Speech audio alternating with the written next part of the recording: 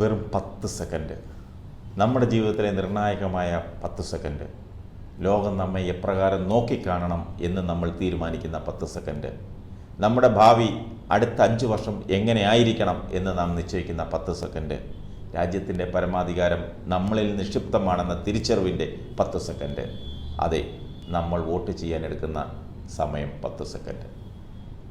നമ്മളെക്കാലവും voting ശതമാനത്തിൽ രാജ്യത്ത് മുൻനിരയിലായിരുന്നു. ഇത്തവണയും റെക്കോർഡ് വോട്ടിംഗ് നടക്കുമെന്ന് തന്നെയാണ് അനുമാനം.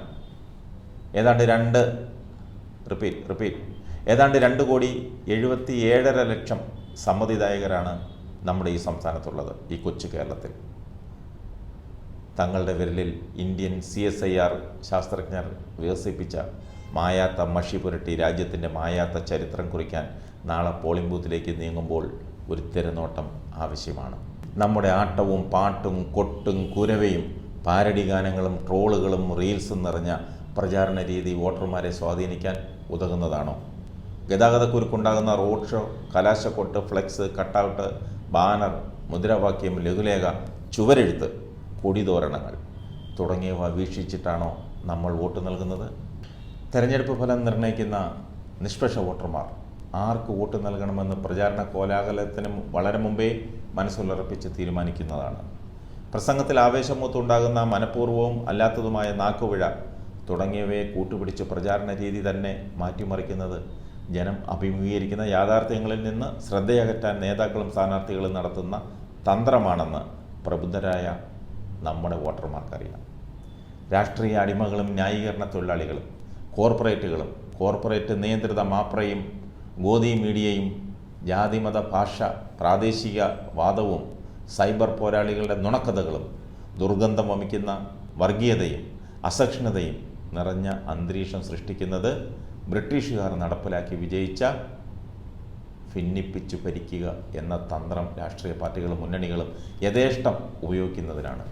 പൊതുജനം കഴുത എന്ന ചൊല്ല് അന്വർത്ഥമാക്കാനുള്ള ശ്രമമാണ്. അതുകൊണ്ട് പൊതുജനം കഴുതയല്ലെന്ന് തെളിയിക്കേണ്ടതും തെളിയിച്ചു കൊടുക്കേണ്ടതുമായ ബാധ്യത, ഉത്തരവാദിത്വം നമുക്കുള്ളതാണ്, വോട്ടർമാർക്കുള്ളത്. കഴിഞ്ഞ തിരഞ്ഞെടുപ്പിൽ ജയിച്ച പാർട്ടി തങ്ങളുടെ പ്രകടന പത്രികയിൽ വാഗ്ദാനം ചെയ്തവയിൽ എന്തൊക്കെ കൃത്യമായും സത്യസന്ധമായും പാലിക്കപ്പെട്ടുവെന്ന് വോട്ടർമാരായ നാം എപ്പോഴെങ്കിലും പരിശോധിച്ചിട്ടുണ്ടോ? അതോടൊപ്പം എല്ലാ പാർട്ടികളുടെയും പ്രകടന പത്രികയിൽ പറയുന്ന കർമ്മ പദ്ധതി നടപ്പിലാക്കാവുന്നതാണോ എന്ന് വിശകലനം ചെയ്തിട്ടുണ്ടോ നമ്മൾ?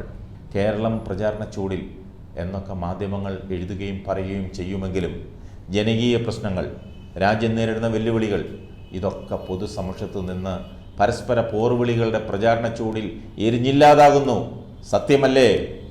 ദാരിദ്ര്യം തുടച്ചു നീക്കും, എല്ലാവർക്കും തൊഴിൽ, നല്ല ദിവസം വരും, ഇന്ത്യ തിളങ്ങുന്നു, എല്ലാം ശരിയാകും, ഞങ്ങളുടെ കരങ്ങൾ സാധാരണക്കാരുടെ കൂടെ, ന്യായ പദ്ധതി, ഗ്യാരണ്ടി തുടങ്ങിയ മുദ്രാവാക്യങ്ങൾ വെറും ജൽപ്പനങ്ങൾ മാത്രമാണെന്ന് 80 കോടി ജനങ്ങൾക്ക് മനസ്സിലായിട്ടുണ്ട്. 1% ഭാരതീയർ നാടിൻ്റെ 40% സമ്പത്ത് അനുഭവിക്കുമ്പോൾ 50% ഭാരതീയർക്ക് നാടിൻ്റെ സമ്പത്തിൻ്റെ വെറും 3% കൊണ്ട് തൃപ്തിപ്പെടേണ്ടി വരുന്ന പച്ചയായ യാഥാർത്ഥ്യം ഒരു മുന്നണിയും കാണുന്നില്ല. ഇത് തീരാക്കളങ്കമല്ലേ? അനീതിയല്ലേ? ചൂഷണമല്ലേ? നമ്മൾ പച്ചക്കറിക്കടയിലോ പഴക്കടയിലോ സൂപ്പർ മാർക്കറ്റിലോ ചെന്നാൽ ശ്രദ്ധാപൂർവം പരിശോധിച്ച് ഏറ്റവും ഗുണമേന്മയുള്ളത് മാത്രം തിരഞ്ഞെടുക്കും, അല്ലേ? അല്ലാത്തത് നിരസിക്കും. അല്പായുസുള്ള ഉൽപ്പന്നങ്ങളുടെ തിരഞ്ഞെടുപ്പിൽ ഇത്രമാത്രം ശുഷ്കാന്തി കാണിക്കുന്ന നമ്മൾ എന്തുകൊണ്ടിതിൻ്റെ ഒരംശം പോലും അന്വേഷണമോ പഠനമോ നമ്മുടെ ഭാവി തീരുമാനിക്കുന്ന ഭരണാധികാരികളെ തിരഞ്ഞെടുക്കുമ്പോൾ കാണിക്കുന്നില്ല? ഇത് ഗുരുതരമായ പിഴവല്ലേ? അതുപോലെ ഭക്ഷ്യവസ്തുക്കൾ ഉൽപ്പാദിപ്പിച്ച കർഷകൻ്റെയോ വിൽക്കുന്ന കടക്കാരൻ്റെയോ ജാതിയോ മതമോ ഭാഷയോ നിറമോ നാം അന്വേഷിക്കാറില്ല. നമ്മുടെ ലക്ഷ്യം ഗുണമേന്മ മാത്രം.